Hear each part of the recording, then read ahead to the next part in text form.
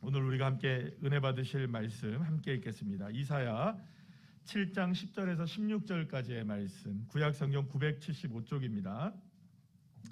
이사야 7장 10절에서 16절까지의 말씀, 구약 성경 975쪽입니다. 우리 다 같이 함께 한 목소리로 합독하시겠습니다. 여호와께서 또 아하스에게 말씀하여 이르시되 너는 내 하나님 여호와께 한 징조를 구하되 깊은 데에서든지 높은 데에서든지 구하라 하시니 아하스가 이르되 나는 구하지 아니하겠나이다. 나는 여호와를 시험하지 아니하겠나이다 한지라. 이사야가 이르되 다윗의 집이여 원하건대 들을지어다. 너희가 사람을 괴롭히고서 그것을 작은 일로 여겨 또 나의 하나님을 괴롭히려 하느냐.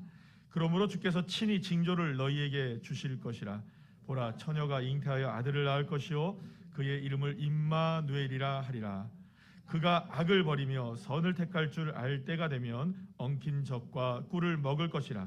대저 이 아이가 악을 버리며 선을 택할 줄 알기 전에 내가 미워하는 두 왕의 땅이 황폐하게 되리라. 아멘. 할렐루야. 오늘은 성탄절 말씀을 가지고 특별히 이제 구약 성경의 말씀을 제가 함께 선택을 했는데요. 제목을 함께 우리 한번 다 같이 한번 읽어볼까요? 시작. 우리의 영원한 보장 임마누엘 예수라는 제목을 가지고 함께 은혜를 나누도록 하겠습니다. 그리스도인들은 물론 이 세상 사람들 모두가 다 좋아하는 날이 있습니다. 바로 종교와 문화와 또 언어 그리고 모든 것을 다 뛰어넘어서 모두가 다 좋아하고 모두가 다 축하하는 날, 바로 성탄절, 크리스마스입니다. 그러나 그리스도인들에게 성탄절은 마냥 좋은 날만은 아닌 것을 우리가 알게 되죠. 물론 우리를 구원하시기 위해 이 땅에 예수님이 오신 날이니 기쁘고 또 즐거운 것은 우리가 분명하지만 우리 때문에 십자가에서 죽으시기 위해 이 땅에 오신 날이니 또 어떻게 생각하면 또 슬픈 날이기도 합니다. 그래서 이 성탄절은 예수님께 감사한 날이기도 하고 또 한편으로는 이 죄송한 날이기도 한 날이 바로 이 성탄절이라고 할 수가 있습니다. 초대교회는 오랫동안 성탄절을 사실은 지키지 않았습니다. 성탄절은 354년 로마교회에서 처음 시작이 되었고 379년에 콘스탄티노플 그리고 또 388년에 안디옥 교회에서 지켜지다가 점차로 세계 교회가 함께 이 성탄절을 기념하게 되었습니다. 사실 우리가 예수님이 태어난 날을 정확하게 알 수는 없습니다. 이것도 기록으로 남겨져 있지도 않습니다. 그래서 이 하나님의 교회, 이게 안상원 증인 하나님의 교회 여기에서는 자꾸 이제 문제를 뭐라고 했냐면 이게 12월 25일이 예수님 생일이 아니다. 그걸 아느냐 뭐 이런 식으로 접근해 오거든요. 그러니까 그런데 별로 현혹되지 않으셔도 됩니다. 그거 그렇게 크게 중요한 날 아닙니다. 오늘 말씀을 들으면 전혀 문제가 없다는 걸 알게 돼요. 근데 어쨌든 중요한 것은 예수님이 태어난 날짜를 정확히 아는 사람이 없다는 거예요. 기록으로 남겨진 것도 없어요. 그래서 사실은 중세 시대 때나 그 어느 시대 때 이렇게 보게 되면 각 교회들마다 예수님이 태어나신 성탄절을 다르게 지켰던 것도 있어요. 그래서 날짜가 서로 다릅니다. 어느 날에는 어느 나라에서는 어느 교회에서는 이런 날짜로 지내기도 하고 지금처럼 우리가 12월 25일로 지내기도 합니다. 물론 지금 제가 말씀드린 대로 날짜는 그렇게 중요한 것이 아니에요. 중요한 것은 뭐냐면 12월 25일이라는 오늘의 날짜보다 더 중요한 것은 예수님께서 이 땅에 오신 그 사건 그 자체가 중요한 것이죠. 그렇다면 2021년 성탄절을 맞이한 우리 모두에게 있어서 예수님의 생일이 주는 의미는 무엇일까? 그래서 특별히 오늘은 구약 성경에 말씀된 이 말씀을 가지고 기록된 말씀을 가지고 함께 그 의미를 한번 찾아보도록 하겠습니다. 자, 오늘 본문은 이사야 7장입니다. 이사야 7장인데 이사야 7장은 어느 시대의 이야기냐면 그러니까 예수님이 태어나기 전 약 한 800년 전의 이야기입니다. 그러니까 정확하게 얘기하면 BC 787년경에 일어났던 사건을 기록하고 있는 것인데요. 이 솔로몬이 죽고 이스라엘이 이 남북으로 나눠지게 됩니다. 북이스라엘 그리고 남쪽은 유다로 나눠지게 됩니다. 그렇게 나눠진 이후에 남유다의 왕이 이제 여러 왕들이 계속 세워질 거 아니에요. 근데 그때 왕의 이름이 세워진 오늘 이 본문에 나오는 왕이 누구냐? 따라합시다. 아하스. 아하스라는 왕이 세워지게 돼요. 그래서 이 아하스 왕 시절 때에 이 남유다, 그러니까 북이스라엘과 남유다가 있는데 이 남유다는 매우 상황이 열악했습니다. 굉장히 절망적인 상태에 놓이게 되었어요. 이유가 뭐냐면 이 아람의 왕이었던 르신이라는 왕이 북이스라엘의 왕이었던 베가라는 왕과 함께 연합군을 결성하게 됩니다. 그러니까 북이스라엘이 배신을 한 거죠. 누구를 치는 겁니까? 남쪽에 유다를 치는 거예요. 그러니까 뭐 쉽게 생각하면 우리나라로 생각하면 남북한이 있잖아요. 근데 북한이 뭐 소련하고 예전에 중국하고 합작해갖고 우리 뭐 이렇게 쳐들어왔던 뭐 그렇게 생각하시면 되는 거예요. 근데 그런 상황이 된 거예요. 그래서 이 아람과 북이스라엘이 연합군을 맺어가지고 남유다의 수도인 예루살렘을 공격해왔던 거예요. 그때의 상황에 대해서 이사야 선지자는 뭐라고 얘기를 하냐면 우리가 함께 읽진 않았는데요. 이사야 7장 2절 말씀 우리 다 같이 한번 읽어볼까요? 시작. 아람과 에브라임 군대가 서로 힘을 합쳤다는 소식이 유다 왕 아하스에게 전해지자 아하스와 모든 백성이 크게 놀라며 두려워했습니다. 그들은 너무나 무서워서 바람에 흔들리는 숲을처럼 떨었습니다. 여러분, 얼마나 무서운 어려운 상황이었으면 모든 백성들이 다 떨었어요. 무서웠어요. 두려웠어요. 심지어는 어떻게 보입니까? 바람에 흔들리는 숲을처럼 흔들렸대요. 떨었다는 거예요. 그러니까 덜덜덜덜 떨고 있었던 것이죠. 그러니까 그만큼 이 아람과 북이스라엘의 연합군의 공격은 남유다 백성들에게 엄청난 위협, 심각한 상황에 놓이게 되었던 모습을 우리에게 소개하고 있는 것입니다. 자, 무엇보다 이러한 절망적인 상황 가운데 놓여 있었던 남유다의 왕인 이 아하스 왕은 사실은 아무런 대책도 세우지 못하고 있었어요. 어떻게든 대책을 세워봐야 하는데 급기야 방법이 없잖아요. 자신들에게는 힘이 없으니까 누구의 힘을 빌려와야 됩니까? 다른 나라의 힘을 사절단들을 보냅니다. 외교관들을 보내가지고 아수르의 힘을 빌리려고, 이 아수르의 힘을 빌리기 위해서 막대한 금과 은을 이제 이 아하스가 아수르 왕에게 전달을 해요. 그러면 여러분, 아수르가 도와줘야 했을까요? 안 도와줘야 됐을까요? 당연히 받았으면 도와줘야 되잖아요. 그런데 배신을 해요. 도와주지 않아요. 아수르가 도와주지 않는다고요. 근데 오히려 문제가 생겨요. 나중에 이 유다에서 이 아하스가 준 이 금과 은을 가지고 나중에 이 아수르의 왕인 사네드립이라는 왕이 있어요. 그때 그 사네드립이 이 아하스의 아들이 누구냐 하면 여러분들 너무나 잘 아시는 히스기야 왕입니다. 근데 그 히스기야 왕 때 이 사네드립이 어디를 치러 내려오느냐? 남유다를 공격해서 예루살렘을 공격해와요. 그래서 절체절명의 위기에 또 빠집니다. 그런데 이런 상황들이 이제 벌어지게 되는 거죠. 그러니까 혹 때려다가 어떻게 된 겁니까? 혹을 하나 더 붙인 격이 되어지는, 그러니까 아하스의 정책은 완전히 실패하게 되었던 것이죠. 오히려 문제를 남겨놓게 되었던 겁니다. 그러니까 결국에는 아무런 문제를 해결하지도 못한 채 사면초가에 빠져 있었고요. 마치 강풍 앞에 이 촛불처럼 유다의 그리고 예루살렘의 운명은 정말로 풍전등화, 그 말 그 자체로 모든 것들이 설명될 수 있는 그런 상황이었습니다. 자, 그런데 이렇게 엄청난 광풍이 예루살렘에 불어닥치고 있었고 유다에게 불어닥치고 있었는데요. 그러면 여러분 어떻게 됐을까요? 그 바람이 불어오면 촛불은 꺼질까요? 안 꺼질까요? 아니, 그렇게 바람이 불어오는데 당연히 여러분들 꺼져야 되잖아요. 연합군이 몰려 들어오고 아무리 도움을 요청해도 그 어디에서도 도움을 받을 수 없는 위기의 상황 속에서 놓여 있었단 말이에요. 그러면 여러분, 연합군이 예루살렘을 점령하고도 남고 이기고도 남아야 하는데 이상하게도요, 이 연합군이 남유다를 이기지 못하고 있었던 거예요. 자, 오늘 함께 읽지는 않았지만 1절 말씀을 함께 보도록 할게요. 1절 말씀 다 같이 읽어볼까요? 시작. 우시아의 손자요 요담의 아들인 유다의 아하스 왕 때에 아람의 르신 왕과 르말리아의 아들 이스라엘의 베가 왕이 올라와서 예루살렘을 쳤으나 어떻게 했다고요? 능히 이겼다 안 이겼다? 이기지 못하고 있었던 거예요. 여러분, 분명히 아람과 북이스라엘의 연합군은요 정말로 막강한 군사력이었습니다. 예루살렘 정도는요 얼마든지 점령하고도 남을 수 있을 만한 군사력이었다는 거죠. 이 일로 모든 백성들이 두려움에 떨었습니다. 바람에 부는 이 갈대처럼 떨었다는 거예요. 도무지 어떻게 해서든지 이길 수 있는 방법조차도 없었습니다.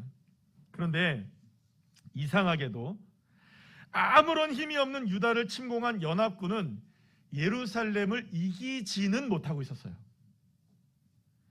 아하스가 방법을 찾았던 것일까요? 갑자기 사시나무 떨리듯 떨고 있었던, 두려움에 떨었던 유다 백성들에게 막 갑자기 슈퍼파워가 막 생겼던 것일까요? 아닙니다. 유다 백성들, 예루살렘은 똑같았어요. 물론 연합군의 기세 역시 그대로였습니다. 아니, 여러분, 시간이 지나면 지날수록 오히려 유다의 상황은 악화되어 가고 연합군의 기세는 더욱더 기세등등해질 수밖에 없는 상황이었죠. 시간이 지나면 지날수록 불리해지는 것은 어디입니까? 예루살렘이었던 거예요. 유리해지는 쪽은 어디였습니까? 연합군이었던 거예요. 그러나 그럼에도 불구하고 연합군이 좀처럼 예루살렘을 이기지 못하고 있었어요. 그러면 여러분, 이런 일이 왜 어떻게 가능했을까요? 문제가 뭐였을까요? 상황이 진행되었길래 이 연합군이 예루살렘을 점령하지도 못하고 이기지도 못한 채로 계속 시간만 이렇게 흘러가고 있었던 것일까요? 5절에서 7절 말씀, 거기에 이제 문제 해답이 나오는데요. 우리 한번 다 같이 한번 읽어보도록 하겠습니다. 쉬운 성경의 말씀입니다. 아람과 에브라임과 르말리아의 아들이 모여서 악한 음료를 꾸몄습니다. 그들이 유다를 공격하며 말하기를 우리가 유다로 올라가서 그것을 정복하자. 그리고 그 땅을 갈라서 우리끼리 나누어 가지고 그 나라에는 다부엘의 아들을 새 왕으로 세우자고 합니다. 하지만 주 여호와께서는 이처럼 말씀하십니다. 그들의 계획은 성공하지 못한다. 그들 뜻대로는 되지 않는다. 할렐루야. 사랑하는 여러분, 연합군이 계획을 세웠어요. 연합군은 능력이 많았습니다. 연합군의 기세는 기세등등했습니다. 그러나 그들의 뜻대로는 이루어지지 않고 있었던 거예요. 그 이유가 무엇이었는지 아십니까? 하나님께서 그들의 계획을 성공하지 못하게 하고 계셨고, 하나님이 그들의 뜻대로 되지 않도록 이스라엘을 붙들어 주시고 유다를 붙들어 주시고 그 연합군을 막아주고 계셨기 때문이었어요. 하나님은 이사야 선지자를 아하스 왕에게 보냅니다. 그리고 이 사실을 알린 거예요. 연합군이 몰려왔지만 그들의 계획은 실패할 것이다. 그들의 계획대로 되지는 않을 것이다. 왜냐하면 내가 너희와 함께하기 때문이다. 이 사실을 하나님은 아하스에게 전달했던 것이죠. 하나님은 이 아하스에게 두 가지를 말씀하십니다. 하나는 따라합시다. 두려워하지 말라. 낙심하지 말라. 두려워하지 말고 낙심하지 말라는 거예요. 또 한 가지는 뭐냐 하면 따라합시다. 굳게 믿어라. 이 사실을 이야기해 줍니다. 자, 이사야서 7장 4절 그리고 7절 말씀입니다. 우리 다 같이 한번 읽어볼까요? 시작. 이들은 연기나는 두 부직갱이 그루터기에 불과하니 두려워하지 말며 낙심하지 말라. 만일 너희가 굳게 믿지 아니하면 너희는 굳게 서지 못하리라 하시니라. 아멘. 사랑하는 여러분, 하나님이 붙들어주고 계심을 믿고 하나님이 함께 하심을 믿기만 하면 제 아무리 강력한 힘과 무기를 앞세운 연합군이라 할지라도 그들의 계획도 그들의 힘도 그들의 뜻도 모두가 다 무용지물이 될 수밖에 없다는 사실을 유다에게 말씀해 주고 있었던 것이죠. 그러면서 하나님은 아하스 왕에게 뭘 요구하시냐면 따라합시다. 한 징조를 구하라. 자, 한 징조를 구하라고 말씀하십니다. 여러분, 여기서 한 징조를 구하라고 말씀하시는 이 구하라는 것은 어떤 것을 의미하냐면요. 이것이 이제 오늘 이제 본문의 11절 말씀에 나오는 말씀인데요. 이거는 어떤 의미를 갖고 있냐면 하나님이 함께 하심을 믿는다면, 하나님이 함께 하신다는 것을 믿는다면 그 믿음이 드러나는 일이 자신의 눈앞에 보여지고 자신에게 체험되어질 수 있도록 그 무엇이든지 드러나기를 하나님 앞에 구하라, 이런 의미를 갖고 있는 거예요. 하나님이 이렇게 아하스에게, 따라합시다, 징조, 표징이라고도 얘기하고 표적이라고도 얘기하는 단어인데요, 이 징조를 구하라고 한 것은 하나님께서 함께 하신다는 사실을 믿어라 라는 의미입니다. 누가 함께 하신다고요? 하나님이 함께 하신다. 그러니 하나님, 나와 함께 하시는 징조를 보여주세요, 이렇게 구하라는 겁니다. 그러니까 이런 겁니다. 여기서 굉장히 순서가 중요한데, 보여지니까 믿는 것일까요? 믿으니까 보여지는 것일까요? 자, 여기 이제 잘 선택하셔야 돼요. 그러니까 보여지니 믿는 것일까요? 믿으니 보여지는 것일까요? 할렐루야. 믿으면 보여지는 겁니다. 믿으면 보여지는 거예요. 하나님이 함께 하신다는 것을 믿으면 하나님이 함께 하신 것을 보여주시겠다. 결국 하나님은 아하스에게, 그리고 또 남유다 백성들에게, 예루살렘 백성들에게 하나님의 함께 하신다는 것을 믿는다면 내가 너희들과 함께 하신다는 징표와 표정과 표징, 그 어떤 것이든지 내가 너희들에게 보여주겠다라고 말씀하고 계시는 거예요. 하지만 아하스는 이런 하나님의 말씀을 거부합니다.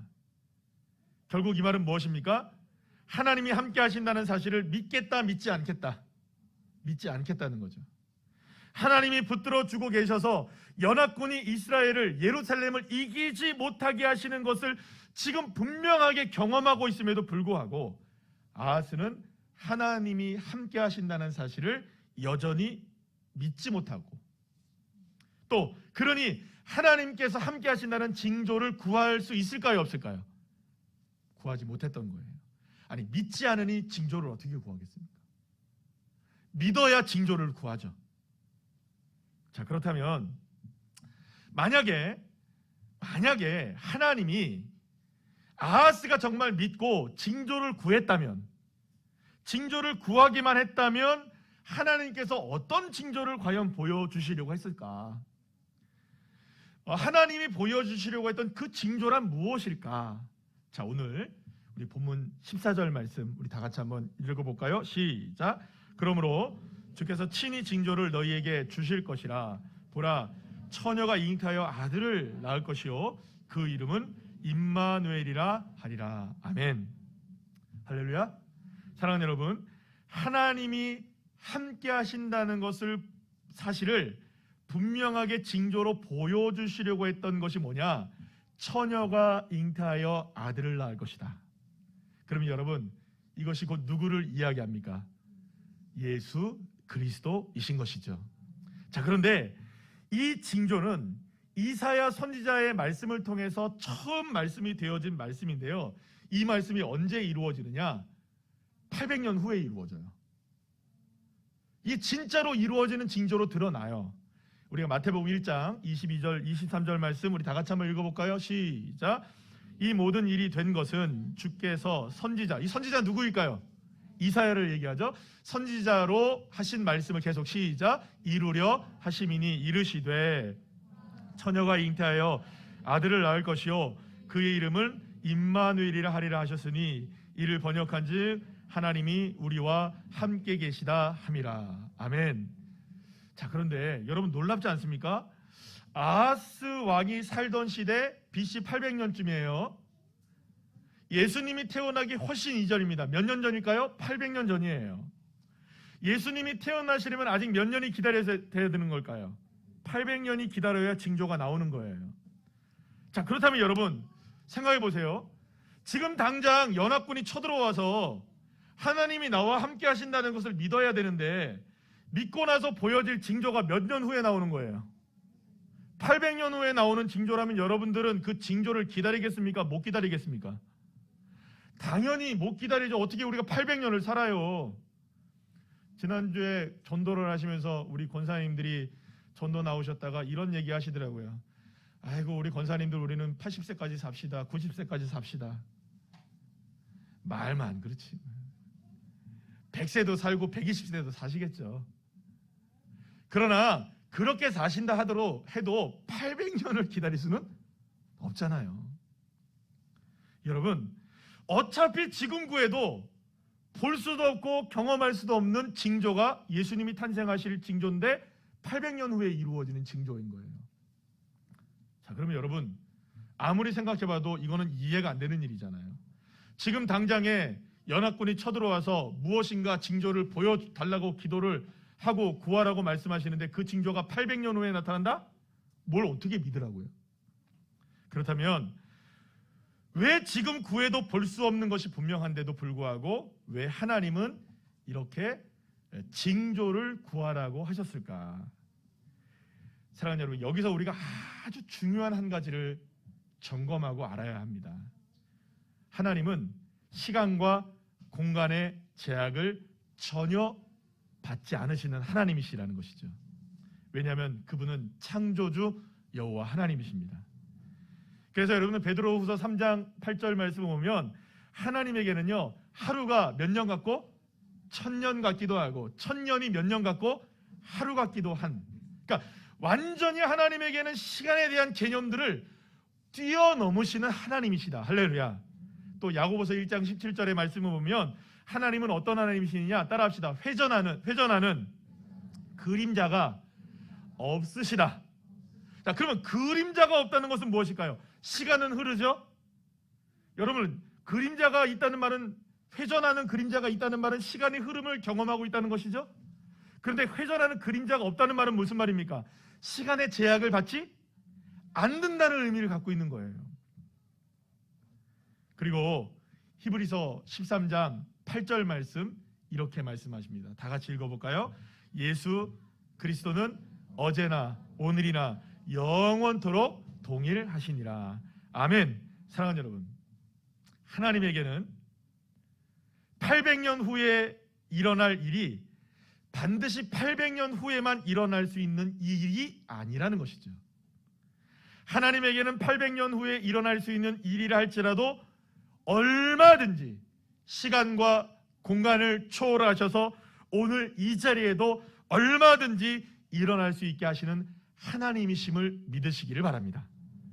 사랑하는 여러분, 하나님에게는요, 800년 전에 있었던 일이 오늘 이곳 이 자리에서도 일어나게 하시고 내일의 어느 시간과 공간 속에서도 일어나게 하실 하나님의 놀라운 징조가 오늘 이 시간에도 일어나게 하실 수 있는 능력의 하나님이시라는 것. 그래서 여러분, 하나님에게는요, 홍해의 기적도 오병이어의 기적도 중풍병자가 일어나는 기적도, 할렐루야, 우리 집사님이 일어나게 하실 줄 믿습니다. 이런 기적과 능력도 과거의 이야기로만 머무는 것이 아니라 오늘도 얼마든지 생생하게 이루어지는 하나님의 징조가 될 수 있는 것이죠. 그리고 그 무엇보다 이 징조에서 가장 중요한 건 뭐냐? 하나님이 우리와 함께 하신다. 다시 시작. 하나님이 우리와 함께 하신다. 할렐루야. 그것을 우리가 네 글자로 시작. 임마누엘. 그런데 그 임마누엘의 가장 놀라운 징조가 무엇으로 드러나느냐? 예수 그리스도가 이 땅에 오심을 통하여 드러나게 되었다는 것이죠. 사랑하는 여러분, 아하스는 아직 이루어지지 않은 일에 대하여 징조를 구해야 했던 것입니다. 그러니 어쩌면 제대로 믿을 수가 없었을지도 모릅니다. 왜냐하면 미래 일에 대하여서 그 누구에게든 커튼으로 다 가려져 있기 때문이죠. 물론 그렇다고 해서 제가 이 시간에 이 아하스에게 면죄부를 주는 것은 아닙니다. 하지만 우리는 이미 이 땅에 오신 예수님을 알고 있습니다. 수많은 사람들, 이 세상 사람들이 성탄절만 되면 기뻐하고 즐거워하는 것을 보면 예수님이 이 땅에 오신 것만큼은 분명해 보입니다. 그러니 우리는 아하스보다는 조금 더 나은 위치에 있다고 볼 수가 있어요. 왜냐하면 우리는 2000년 전에 이 땅에 오신 예수 그리스도를 징조로 바라보고 있기 때문이죠. 하지만 여기에 중요한 것이 있습니다. 그것은 결코 과거의 어느 시간에 머물러 있는 옛날 이야기가 아니라는 것입니다. 어쩌면 오늘 우리가 함께 기쁨으로 맞이한 이 성탄절은 예수님이 태어난 지 오늘로서는 몇 년이 되는 걸까요? 2021번째 생일이시잖아요. 자, 그런데 분명하게 우리가 역사적으로 본다면 2021번째 생일인 것은 분명하지만 어제나 오늘이나 영원토록 동일하신 하나님이 나의 하나님이심을 믿는다면,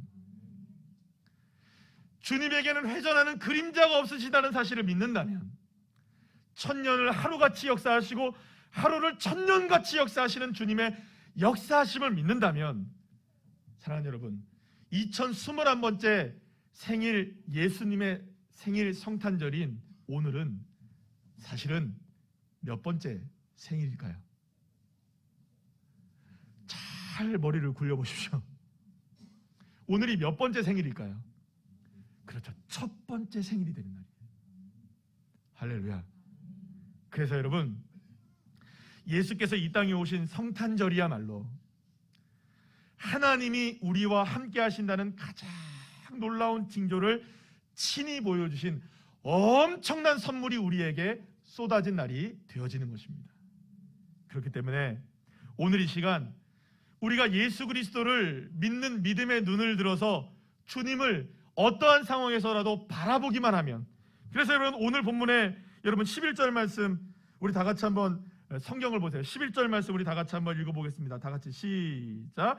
너는 내 하나님 여호와께 한 징조를 구하되 깊은 데에서든지 높은 데에서든지 구하라. 따라합시다. 깊은 데에서든지 높은 데에서든지 누구에게 구하라? 하나님께 구하라. 뭘 구하라는 겁니까?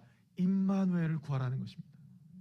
내가 어떠한 상황에 있다 할지라도, 어떠한 어렵고 힘겹고 두려움에 떨 수밖에 없는 그런 낮은 상황이든지 높은 상황이든지 어떠한 상황 가운데 우리가 처해 있다 할지라도 그 자리에서 주님을 구하고, 주님 나와 함께 하시는 징조를 보여주십시오. 주님 나와 함께 하심을 믿습니다. 그렇게 주님을 구하고 찾고 두드릴 때마다 우리를 구원하시는 예수 그리스도의 놀라운 구원의 역사는 얼마든지 오늘 이 시간에 예가 되게 하시는, 엄청난 군사력을 앞세운 연합군이 너무나 나약한 예루살렘을 이기지 못하고 있었던 이유는 딱 하나입니다. 하나님이 임마누엘하고 계시기 때문이었다. 하나님이 함께 하시고 계시기 때문이었던 것입니다. 그러니 사랑하는 여러분, 그 어떤 것도 하나님이 함께 하시는 이 임마누엘을 깨트릴 수는 없는 것입니다. 그러니 여러분, 우리가 주 예수 그리스도를 온전히 믿음으로 바라보면서 어떠한 상황에서든지 주님을 구하기만 하면 오직 예수 그리스도의 놀라운 은혜로 인하여 그분은 우리에게 영원한, 따라합시다, 영원한 보증이 되신다. 그러니까 여러분, 우리가 영원한 보증이라는 게 뭡니까? 보증서라는 게 뭐예요? 여러분, 딱 우리가 예를 들어서 보증서가 딱 있다. 이 제품이 고장이 나도 보증서 딱 들고 가면 고쳐줍니까? 안 고쳐줍니까? 고쳐줘요. 제가 지금 제 사무실에 컴퓨터를, 모니터를 쓰고 있는데, 모니터 하나가 계속 한 달 반, 두 달 정도 쓰면 계속 고장이 나요. 근데 다행히 이게 AS 기간 안에서 고장이 난 것이었어요. 그런데 그거를 가서 고치니까 맨 처음에는 비용이 얼마 나온다 그랬더니 비용이 안 나왔어요. 왜냐하면 이게 AS 기간 안에 있었기 때문에 괜찮대요. 보증 기간이기 때문에. 그런데 똑같은 걸로 두 달 만에 또 갔어요. 근데 또 보증 기간 아니기 때문에 또 고쳐주는 거예요. 지금 세 번째 고치고 있습니다. 무료로. 무엇 때문에? 보증되니까요. 사랑하는 여러분, 보증이라는 게 무엇입니까? 주님, 나 지금 매우 떨립니다. 주님, 매우 어렵습니다. 사방이 나를 둘러싸고 있습니다. 나 너무나 힘겹습니다. 살아왔던 시간들이 힘겹고 앞으로 내가 걸어가야 할 인생도 만만치 않습니다. 주님, 그럴 때마다 낮은 곳에 있든 어느 곳에 있든 구하라. 왜냐하면 주님이 우리의 보증이시니까. 주님, 나와 함께 하신다고 약속하셨죠. 주님, 나와 함께 하신다는 것을 기록해 놓으셨죠. 보증으로 예수님을 우리에게 보여주신다고 약속하지 않으셨습니까? 그러니 그때마다 우리의 보증서를 꺼내 드는 거예요. 임마누엘 예수 그리스도, 나와 함께 하시는 예수님, 그분을 끄집어낼 때마다 우리에게는 영원한 보장이 되셔서 하나님께서 우리와 함께 하시는 놀라운 축복, 세상이 아무리 우리를 둘러싸 진친다 할지라도 이기지 못하게 하시는, 할렐루야, 그 놀라운 능력을 저와 여러분에게 허락해 주실 줄로 믿습니다. 사랑하는 여러분, 우리가 어떠한 상황에 놓여 있든 우리를 넘어뜨리려 하거나 이 세상의 수많은 도전들 앞에 우리가 가로막혀 있다 할지라도 우리는 예수 그리스도의 보장을 받은 인생이기에 그들이 우리를 이길 수 없는 것이죠. 우리의 영원한 보장이 되신 주님이 그래서 이 땅에 오신 것입니다. 2000년 전이 아니라 바로 오늘 이 자리에 함께 오신 것입니다. 그리고 여러분, 내일도 그 다음 날도 우리가 주 예수 그리스도의 이름을 부를 때마다, 할렐루야, 주 예수 그리스도의 이름을 구할 때마다 주님은 나에게 임마누엘 하시는 하나님의 보증이 되셔서 때로는 물 가운데 우리가 지나가기도 하죠. 때로는 불 가운데 우리가 지나가기도 할지라도 하나님께서 함께 하시는 역사의 한복판에서 우리의 삶에는 늘 언제나 임마누엘의 기념비들이 세워지게 되는 것이죠. 사랑하는 여러분, 오늘 우리가 맞이한 성탄절은 2000년 전에 지나간 옛날 이야기가 아니라 오늘 이 자리에서 다시금 생생하게 살아나는 성탄절의 이야기가 되는 것입니다. 자, 그래서 여러분, 나와 함께 하시는 하나님, 나에게 영원히 보장이 되시는 임마누엘 하신 예수님은, 따라합시다, 오늘부터 나와 함께 1일입니다. 내일은 며칠째일까요? 그 다음 날도 뜨거운 사랑하시길 바랍니다. 1일째 되는 주님과의 만남, 날마다 성찬절이 되는 그 놀라운 은혜, 우리에게 보증되시는 예수님, 그 주님이 이 땅에 오셨습니다. 그 놀라운 주님의 사랑으로 날마다 주님과의 하루를 즐기고 행복한 믿음의 종들 한 분 한 분들이 다 되시기를 간절히 축원합니다.